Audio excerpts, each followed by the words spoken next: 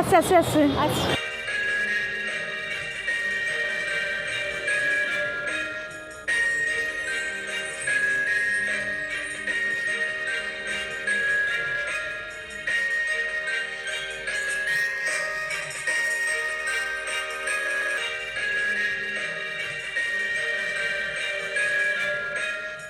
Hello guys, welcome to our channel. আমি ঝুমা এবং travel with ঝুমাতে সবাইকে ওয়েলকাম। আশা করছি তোমরা সবাই ভালো আছো আর আমিও খুব খুব ভালো আছি।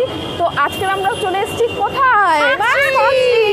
আজকের আমরা চলে এসেছি পার্ক স্ট্রিট। পার্ক স্ট্রিটে কী দেখতে? না আলোর মেলা দেখতে। তো এখানে চলো দেখি এখানে কীরকম কী রয়েছে, কীরকমভাবে সাজিয়েছে আজকের এই পার্ক স্ট্রিট। তো চলো তোমাদের সাথে পুরোটা শেয়ার করবো। কলকাতার ক্রিসমাস ও নিউ ইয়ারের আয়োজনের মধ্যমণি হয়ে উঠেছে কলকাতার পার্ক স্ট্রিট বা মাদার টেরেজা সরণি।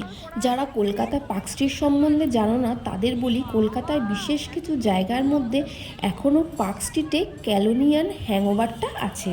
ক্রিসমাস ডে ও 31st নাইট কিন্তু এখানে ভীষণ ক্রাউড হয়, পা ফেলার জায়গা থাকে না। এখানে আসতে গেলে তোমাদের শিয়ালদা, হাওড়া কিংবা যে কোনো মেট্রোয় করে পার্ক স্ট্রিটে নামবে। আর এই আলোর মেলা শুরু হয় পার্ক স্ট্রিটের মেট্রো স্টেশন থেকে একদম কিন্তু অ্যালেন পার্ক অবধি। আর এই রাস্তাটা দেখতে পাচ্ছ, এর দুপাশেই কিন্তু অনেক পুরনো রেস্টুরেন্ট আছে যেখানে এসে তোমরা কিন্তু খাবার খেতে পারো। ক্রিসমাস ডে আর 31st নাইট কিন্তু এখানে ভীষণ লাইন পড়ে আর তোমাদের কিন্তু লাইন দিয়ে খাবার খেতে হবে। কলকাতাবাসীরা কিন্তু প্রতি বছর এইভাবেই কিন্তু এই পার্ক স্ট্রিটে এসে সেলিব্রেট করে। এত সুন্দর আলোকসজ্জা, এখানে কিছু বলার নেই। মানে সবারই কিন্তু ভীষণ ভাল লাগে। তোমরা একবার অন্তত এসো এখানে, যারা এখনও আসোনি, দেখবে খুবই ভালো লাগবে। এটা কিন্তু শুরু হয়ে যায় ক্রিসমাস ফেস্টিভ্যাল থেকে আর শেষ হয় কিন্তু একদম নিউ ইয়ারের 31st 1-2 পর্যন্ত থাকে। এখন দেখছো এই রাস্তাটার উপর দিয়ে কিন্তু গাড়ি যাচ্ছে, কিন্তু 25 ডিসেম্বর এবং তোমার 31st নাইটে কিন্তু একদম এখানে রোড পুরো ক্লোজ থাকে, শুধু মানুষেরই ভিড়, আর কিচ্ছু দেখা যায় না। আর ওপরে এই লাইটিংগুলো দেখো, যেন মনে হচ্ছে চাদর, লাইটের চাদর বোনা, একদম ভীষণই সুন্দর লাগছে। তো আমরা এরকমভাবেই হাঁটতে হাঁটতে কিন্তু চলে যাচ্ছি অ্যালান পার্কের দিকে। তো অ্যালান পার্কের সামনে একদম চলে এসেছি। তো অ্যালান পার্কে তোমাদের গেটটা একটু দেখিয়ে দিচ্ছি। তো অ্যালান পার্কে এসে গেছি, কিন্তু আজকের একটা ইভেন্ট চলছে এখানে, যাদের পাস আছে তারাই একমাত্র ঢুকতে পারবে, তাই জন্য কিন্তু এসেও কিন্তু এখানে ঢুকতে পারিনি। তাও বাইরে দিয়ে তোমাদের একটুখানি অ্যালান পার্কের ভেতরটা একটু আমি দেখিয়ে দিচ্ছি। মনটা একটু খারাপ হয়ে গেল, কারণ খুব ইচ্ছে ছিল অ্যালান পার্কের ভেতরে ঢুকবো, তার কারণ এর ভেতরটা কিন্তু খুব সুন্দরভাবে সাজিয়েছে।